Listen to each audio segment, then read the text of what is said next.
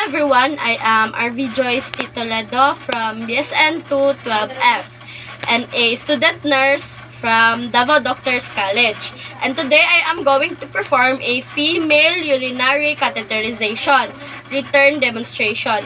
And urinary catheterization is the insertion of a flexible tube or the catheter through the urethra into the bladder to empty of urine.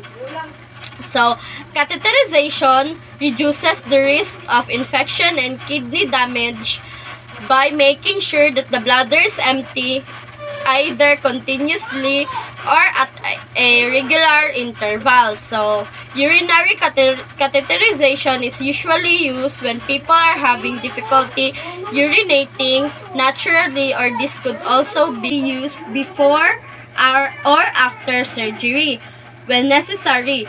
So, and also catheterization is used to help in performing certain tests. So, now prior to the conduct of the procedure, I have checked the doctors are there for catheterization, and this is done to ensure that I have the right patient and the right procedure to be done. So, next is I have performed hand washing to deter the spread of the microorganism that causes disease and contamination. So next is that I have prepared the necessary equipment that I need, and this include two-way Foley catheter, urinary bag, and a catheterization set. And since that we are all set, I am now going to introduce myself to the patient and identify the patient using the two identifiers and explain the procedure. So, good day, ma'am. I am RBJ Toledo, your student nurse for today. So, may I see your wristband, ma'am? Can you please state your name, your birthday? Okay, thank you.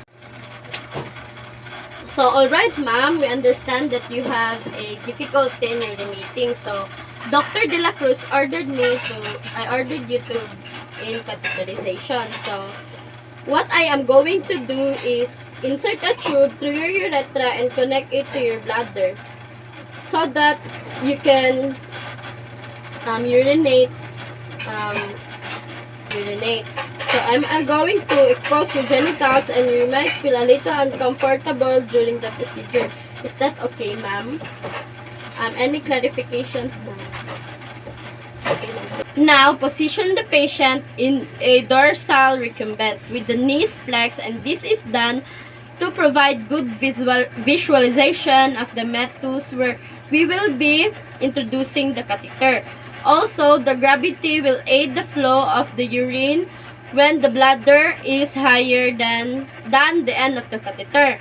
Next thing that I am going to do is to secure the urinary bag to the patient's bed frame.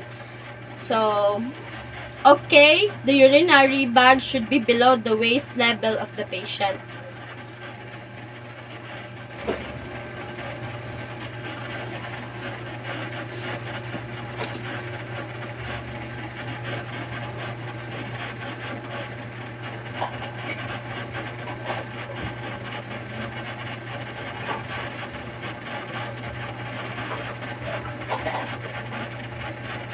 Now, next is to drape the patient, exposing only the area to be used. And this is done to avoid the patient from getting embarrassed and having chills, which causes tension and which may interfere with the easy insertion of the catheter.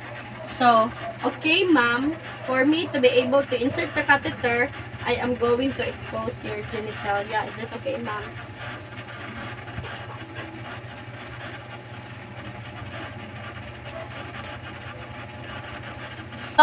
So next is open the tray set and arrange the equipment while observing sterile technique for convenience and accordingly to avoid contamination of sterile items, and this is done for us to increase the speed of performance.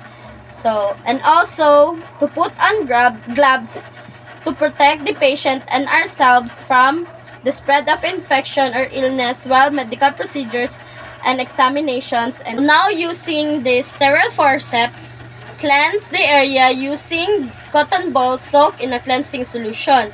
So first is to clean, line, down, and discard. Then pick up another cotton ball again for the labia majora and discard. And then clean the opposite side of labia majora, and we should never reprise a stroke to ensure that we do not contaminate the cleansed area. So now the labia minora and the opposite side. I will put this in the patient.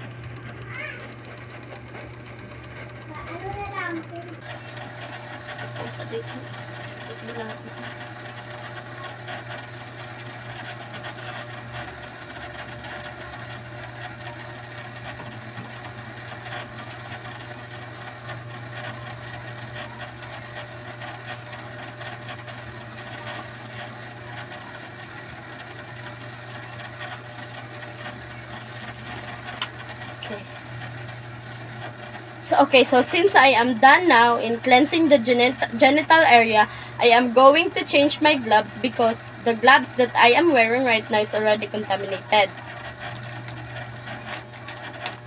So after that, we are now going to lubricate the catheter for about 1.5 inches. Being careful not to plug the eye of the catheter. And the purpose of the lubricant is to reduce the risk of urethral trauma on catheter insertion, reduce discomfort and friction, which in turn may reduce infection, reduce the pain, and dilate the area.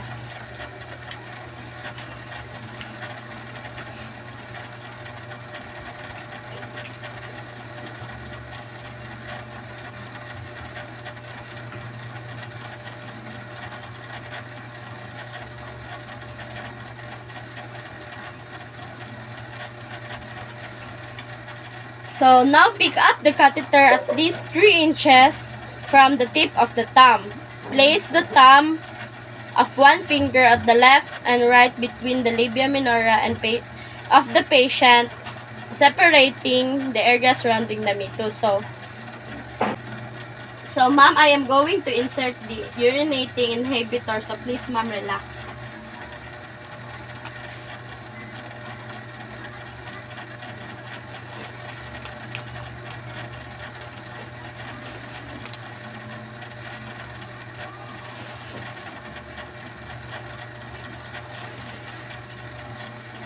So now insert the catheter into the meatus for about 2 to 3 inches until the urine begins to flow.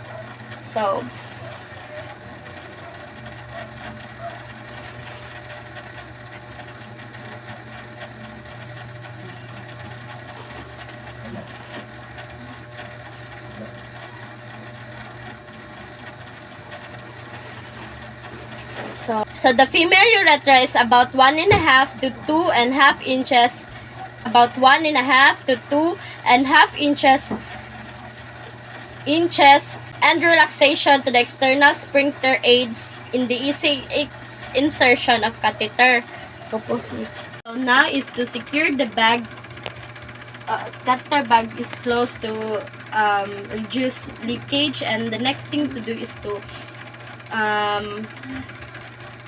fill the bag with the 10 cc sterile water.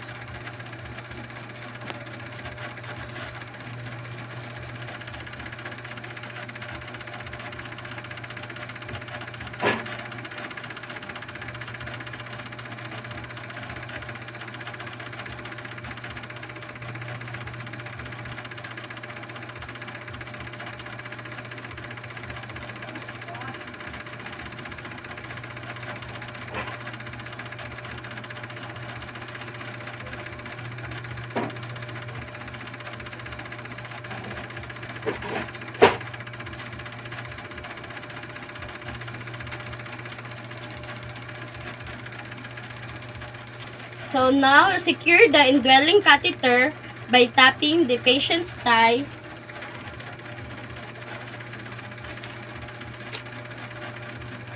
Okay, I'll remove this first.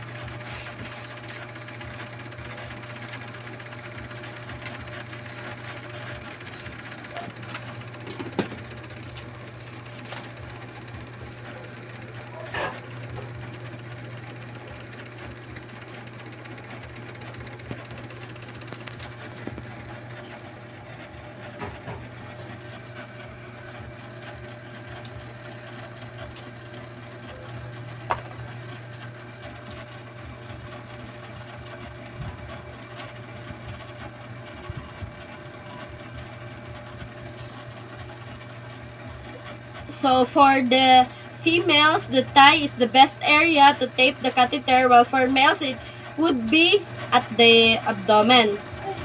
And also, provide some slack of the tubing to accommodate the patient's movement.